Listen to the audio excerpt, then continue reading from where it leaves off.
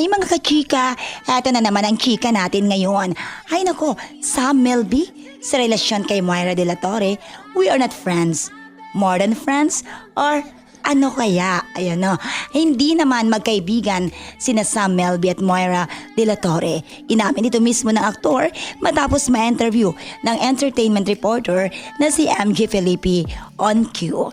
Inalala nga ni Sam ang very close relationship nila na magkapatid na ang turingan nila sa isa't isa. At alam nyo ba, ayon kay Sam, mula noong nag-umpisa pa lang si Moira sa kanyang career, andyan siya palagi maging sa pag-angat na nito. Kasunod nga niyan, una itanong sa kanya, magkaibigan pa sila ni Moira at ang diretsang sagot ni Sam, we are not friends anymore.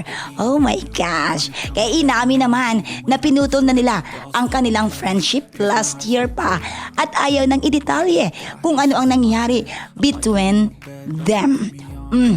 Paliwanag pa ni Sam, I feel like it's not only with me, but it's just something I don't really want to talk about. Halaka, oo, alam niyo ba, we are just not friends anymore.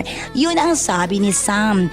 Kaya bukod dyan, ay tinutuldukan na rin ng aktor ang kumakalat na chikang si Moira, ang dahilan na nagiwalay sila ng dating fiancé na si Catriona Gray.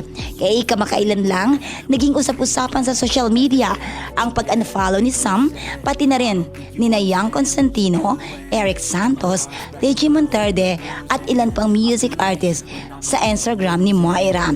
Ito ay mahigit isang buwan mula ng ibalita ni OG Diaz na may nakarating sa kanya na tuluyan ng binitawan bilang talent manager ang dalaga.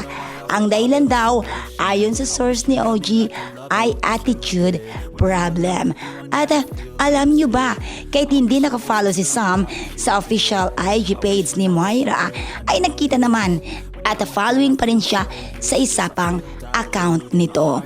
Oh, kayo na ang husga or aabangan na lang natin ang next kabanata o update. Yan ang ating showbiz kachika. Yan di Atilen, di Amo, I love you. Yeah.